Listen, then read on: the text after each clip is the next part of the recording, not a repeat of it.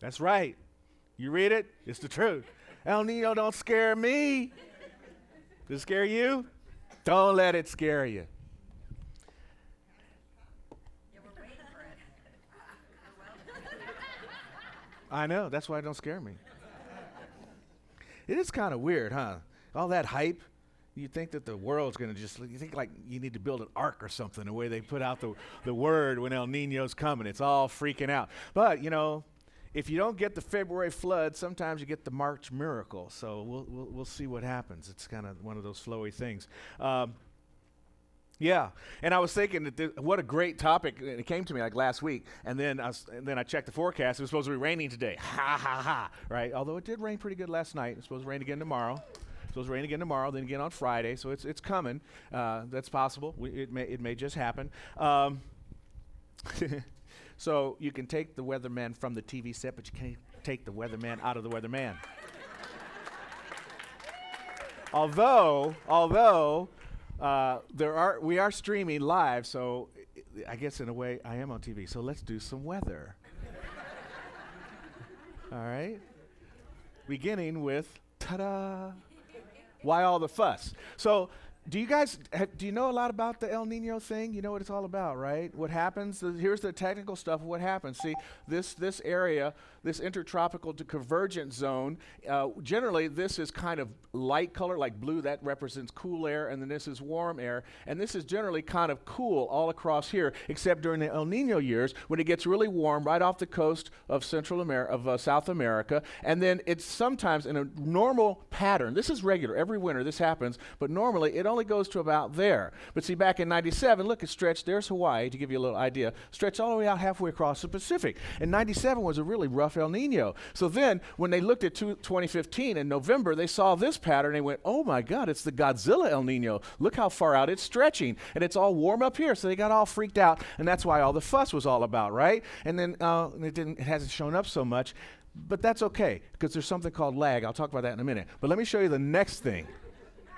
So here it is in January. We're back again. January, nice and strong, but already you can see by February 4th it had lightened up a little bit, right? So the thought was, well, maybe it's not going to be as strong. Aha, perhaps not. Where is the sun at noon? Like, right? What is the warmest time of day? 2 o'clock. Diurnal lag is what that's called. Temperature lag is what that's called, right? So even though El Nino is kind of peaked already and is beginning to drop off a little bit, what does that mean? It's still coming. See? So there's still some time. Y'all said, really? Yeah, exactly. I will not say what I said one day on the weather, though. There was a few years back. I'd forecast rain like 5 or 6 times in a row, and it didn't happen. And I said this next day that I saw rain coming, and all the maps, they said all the charts were in alignment and agreement. It was like, oh, this is definitely going to be rain. I was just proud. Oh yeah, it's going to rain tomorrow, 5 o'clock. It's going to rain. I had a time on it and everything, right? I said, if it doesn't rain, I'm going to wear a paper bag on my head. I wore a paper bag on my head the next day. It did not rain. But that gives you an idea that it's still coming. But here's why I'm not afraid of El Nino, why we shouldn't be afraid of El Nino. What do you got on your car? Windshield wipers. You got a rain jacket or an umbrella at home? You got rain boots? We're prepared. We're prepared. So we don't need to be afraid of El Nino. We don't need to be afraid of anything because in truth, we are prepared for everything. We are prepared for life. We are already set up for success. That's why El Nino don't scare me. That's why problems don't scare me. Challenges don't scare me. And I hope that you can get to the place where they don't scare you either. Because really, deep within us, there is something that knows. We live in a friendly universe. And God has actually set it up for our success. We get in the way. We forget. We fret. We live in yesterday or tomorrow. We're worried about something that happened that can't be changed anymore, right? That we're regretting the past, or we're thinking about something in the future and planning something that we can't even see because it hasn't happened yet, Like my friend Spencer called me one time to say, hey, I was having a conversation with you in my head. I thought I'd call you on the phone and see how it turned out. Right? And it turned out a lot better than he thought. And I actually didn't loan him any money, but I gave him an idea. But I gave him an idea on where he could get some, you know? So it actually worked out. I was, okay, I got a leak in my roof, and I don't want to get it fixed. Because I was thinking maybe I'll sell the house and let the next guy fix the roof. Why should I fix the roof, right? So I'm up on the roof putting some plastic up because El Nino don't scare me, but I'm prepared. So I put the right?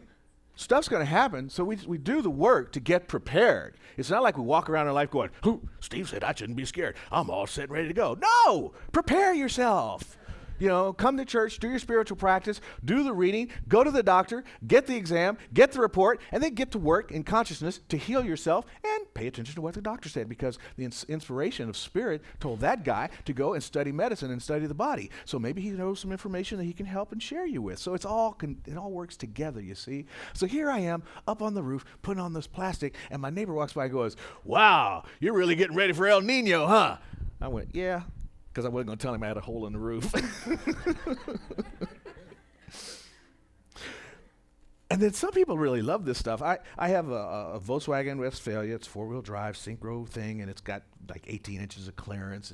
And on Lankershim Boulevard in North Hollywood, it's kind of flat, and it's floating down toward the LA River, and so the water really stacks up high. I don't know if you've ever been down there near Whipple. We call it Whipple Lake because it just fills up the whole street. You got a lot of those in the West Valley. There's a little Parthenia Lake and all these other streets, right? So it's just water everywhere, and I'm driving down the road, and my joy is to spray water because I got this huge 4-wheel drive. It's not going to go anywhere, so I'm spraying water like crazy, and I see these 4 guys on the side of the road, and I'm thinking, oh my God, I don't want to get them wet. So kind of slow down, and they're going, no, they're like this, see? And I sped up, and I turned over at them, got it with a good rooster tail.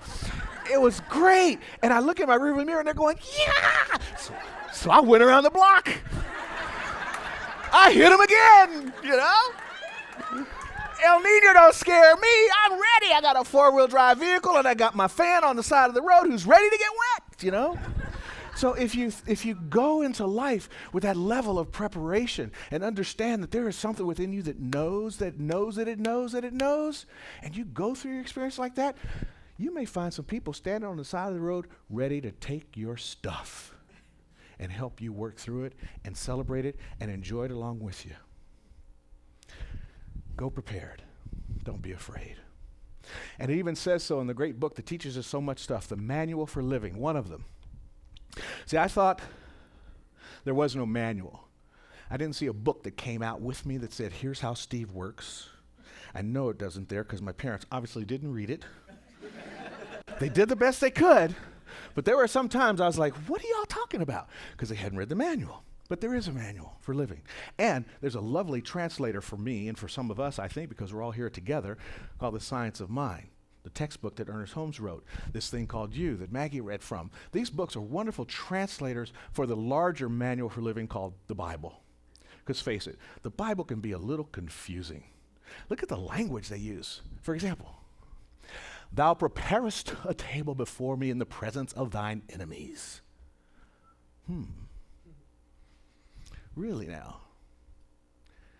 As I was looking at that and contemplating that phrase that came to me this week as I was prepping for the talk, this phrase kept coming to me, thou preparest a table before me in the presence of thine enemies. Why do I want to sit down with my enemies? Why do I want to dine with my enemies?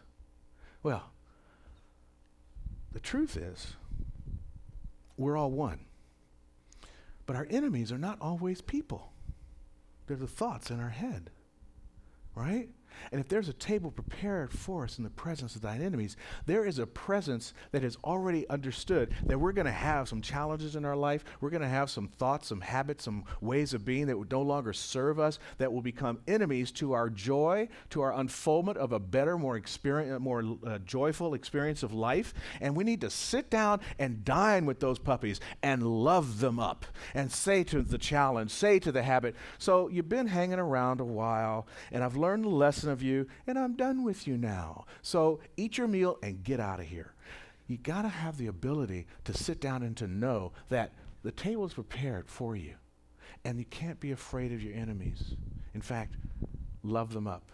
Make friends with them. Become one with them. There's a lesson in the enemy. There's a lesson in the habits that you've been experiencing throughout your life that hasn't worked any longer.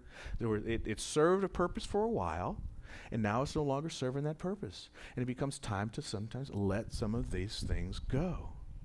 Because you see, when we can know and live from that faith that Maggie was talking about, we can live from that faith, we can turn our want into abundance. We can turn our confusion into peace.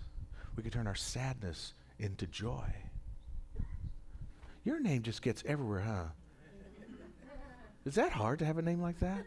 I should know, Rambo. It's a hard name to have. But there is this. And Dr. Holmes is very much in line with the psalmist when he says, the table of God is eternally spread. But here's the key. If we're too busy to come and eat, then we cannot expect to partake of the divine bounty. Now, Dr. Holmes doesn't say who's at the table. He just says we don't want to be too busy to come and eat, to ingest it, to understand what it is that we're facing in our lives, to sit with it, to not run from it. It's so easy to run from our stuff, and we live in such a run from it kind of world, you know? Your car's not running right, don't worry about it. Zero interest, go get a new one. Don't get the one fixed. You know, your toaster doesn't work anymore. Toss it out. Costco's got one for $29.99. I mean, we don't want to keep anything that we could fix. We're just ready to move on to the next. Take a pill, get rid of the headache. All this kind of stuff, you know. We're constantly running away from our stuff. But sometimes we need to stop and not be so busy and to ingest what's going on in our lives and get the lesson from it so that we can partake of the divine bounty that is awaiting us because the table's been prepared, see. So that comes in living from an expectancy of good. You know, we have to not only, not like a hope. I'm not talking about a hope of good. I'm talking about expectancy of good. Like when a woman is expecting, you know it. She be pregnant. A baby's coming. That's the kind of expecting I'm talking about. When you know it, when you can see it, when you expect it, when you accept it as part of your life. You see, in Deuteronomy, it says, the Lord goes before me. Be not afraid. The Lord goes before me. What a great phrase. The Lord goes before me. Whenever you hear in the Bible, the Lord is the lawgiver and the law keeper. In other words, the Lord represents the law. We believe in the law. We believe in the immutability of the law. We believe in the spiritual principles of the universe and how they unfold in our lives, that we can speak our word into this law. The law goes out before you, already ready to go to work. It precedes you. So all you need to do is speak your word into that which is leading the path, and it delivers the good into your life. But it comes from a deep expectancy, not a hope. You got to know that the lawgiver is there. You know that just before Stearns on the 118, the lawgiver is parked there with his radar gun. So what do you, or the motorcycle guy, so what do? Do you speed up, or do you slow down, or do you get off at Stearns so he can't catch you? But anyway it goes, you know the lawgiver is there. If you know the law is there in a physical form like a radar cop, you can also know that the spiritual law is there and do the same kind of preparation that you would do in the event of the radar gun being there. See, it's just plain simple stuff. This ain't rocket science. In fact, if it were rocket science, it might be easier to do because that's like physical laws. The spiritual laws are sometimes kind of hard. These spiritual laws are sometimes kind of hard to deal with. I'm sorry. I know.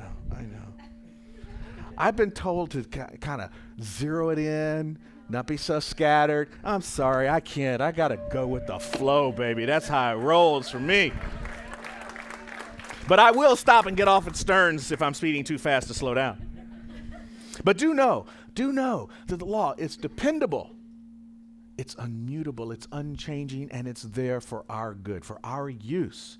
And how we choose to use it is very important because see the law goes before you, so it's already tuned into what you're thinking about, and that's why we have to do our spiritual practice, because sometimes if we come to the table and we don't ingest the habit and we move through it, we'll take the habit out in front of us as well, and that's what the law will proceed from. It'll proceed from the habit instead of the new thought that you're trying to pull forward. So it really takes some conscious effort on our part. It's not super simple, but it's easy. We have to do the work ourselves.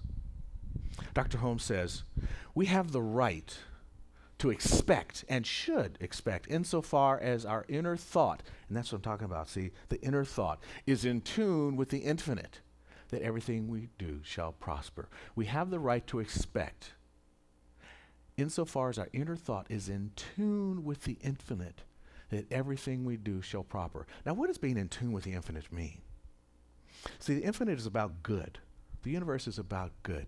So if the thoughts that you are harboring have any malice attached to them, even if it's just a little bit, even if you know the guy in your heart, not in your heart, in the space outside your heart, it's like they really deserve not to get that. If that's where you're coming from, you're not in tune with the infinite. See, to be in tune with the infinite means we're not doing any harm intentionally to anyone else.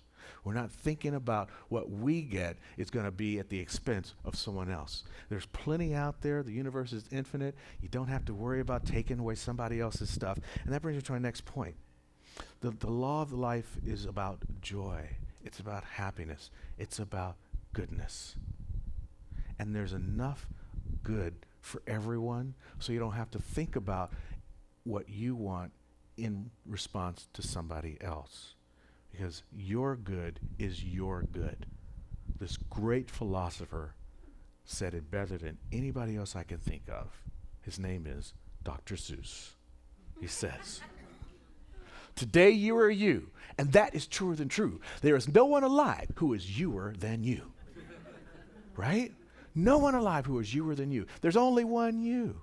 And Ernest Holmes echoes this idea in his own more wordy, not so fun way when he says, nature never duplicates her creations. In other words, no one is youer than you. No one newer than you. Never duplicates her creations, even though she multiplies them. Isn't that interesting? So there are a lot of yous out there, but we're all different. We're all different. And the value of that in my mind is that my happiness, my birthright, your happiness, your birthright are not in contention or in conflict with each other. It's how we apply them that brings the conflict. If we're thinking we're better than somebody else, if we're thinking that we deserve this and they don't deserve that, if we think that because they're on this side of the border, they're not worthy of something that I'm not worthy of because I'm on this side of the border. When we start looking at these little divisions that we've set up in our minds and work from those areas, now we're not in alignment with spirit. We're not dealing with the nature that never duplicates her creations. We're not understanding that there's enough good for everyone to go around. In order for us to have this good, Dr. Holmes has an instruction. He says, we must do something definite to assure the intellect and emotions that there is nothing in the universe to be afraid of. We're talking about no fear. El Nino, don't scare me. My fears don't scare me. My habits that I no longer want don't scare me. My challenges don't scare me. The mortgage company saying, hey, we're not going to refinance your house, don't scare me. The bill that looks like it can't be paid, it don't scare me. Because I got talents, I got skills, I got abilities, and I have a higher power that I can tap into that will answer the call and bring me solutions. I have a law that I can speak to that will inform me of the way to go, when to do it, where to do it, how to do it, and to do it now. See, these are available to me. So I have a way to speak to my intellect, and I have a way to calm my emotions. And as I calm my emotions and speak to my intellect through the use of the law, and calm my emotions through spiritual practice, through meditation, through affirmation, through sharing my joys with another, with having a prayer partner, by speaking these truths, by coming here each week and getting the lessons that we're sharing together, I deal with those emotional fears, I deal with the intellectual side of life, and then I find that there is nothing in the universe to be afraid of. But I must accept that I must accept that as the truth of my being. When I can accept these truths, you've heard the phrase, what resists? In resistance, I'm creating friction. And in that friction, I'm pushing something back. If I can live a friction-free life, I'm in the flow of life, right? And I don't have to worry about the fears coming up. I'm living in my space of divine good. But I must understand that I have to do my part. That I have to know these things we're talking about. I have to know there's nothing for me to be afraid of. I have to know that I have an ability to move beyond what I seem to be afraid of. And it's a seem to. We get to choose. And sometimes, hey, okay, I'm afraid. All right, I deal with that. I'm fearful. I understand that. What am I fearful of? I understand now what I'm fearful of. What do I do about that? I speak my truth. There's nothing to be afraid of. There's a power for good in the universe. There's a law that outpictures that good in my life. I can speak my word to that law, and then I can know exactly what to do, when to do, where to do it, and how. I sit in the calm presence, and I allow the wisdom of the divine to rise up within me, and oh, I'll just call him on the phone and see what's up. I won't be afraid anymore. I'll call somebody. I'll get some more information. An idea will come to mind. An article will open up in the newspaper and you go, oh my God, there's the agency I can look to get some help about this. Stuff will show up for you in these amazing ways, but you've got to be a witnesser to it. You got to open yourself up to it and accept this understanding and expect that it's going to happen and know that your divine good is yours. And when you do that, when you know you're surrounded by principle, when you understand that Spirit is here to give you your good and that you are the only you that can receive it, then your good's available to you all day, every day. That's how it works. Dr. Holmes says, action, robbed of friction, moves without fatigue. And the endless drama of life presents us with inspiring scenes and ever-moving experiences. I love when he talks like that. That's what I'm talking about. Okay, get out of the friction, stop resisting, understand that I've got all these energies and powers available to me, and then I don't even get tired. My problems don't wear me out anymore. I'm good with that. And the drama of life gets to be less like a novella and more like the kind of show that I really want to watch, something fun. I don't know what your favorite drama is. You pick your own, but you know what I'm talking about. And then these inspiring scenes show up. Like I said, like you walk in and you open up the newspaper and there's the article that you wanted to see. Or you turn on the TV and you wanted to watch one show, but the cable channel you left it on has another show on that you happen to look at and you go, whoa, I think I'll watch this because that's exactly what I was just thinking about. Or the phone rings and it's the person you were thinking about calling you on the other end of the phone. Or you simply walk into the grocery store and there's the guy that you wanted to meet up with in the grocery store in the line next to you. You never know how it's going to show up until you get rid of the friction in your life and get ready to see these inspiring scenes show up and to know that there are experiences coming that are going to move you to a higher level of being than you've ever experienced before. And that's the joy of life every day. There's something new waiting for you every single day. Come to expect it, come to hope it, come to know it. And when you do, not only will El Nino not scare you, nothing will scare you because you are prepared. You're ready to go. Got your umbrella, your rain boots on, and your fans waiting on the side of the road for a rooster tail to wash them over the front, right? And so it is.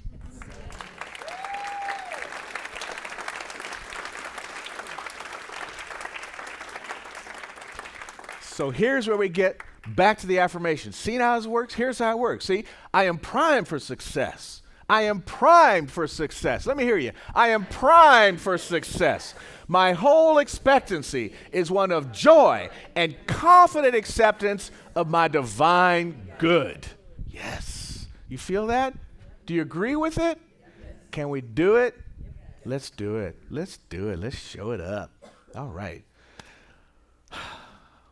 Are you Andrew by name? When my mom's mad at me, yes. Yeah?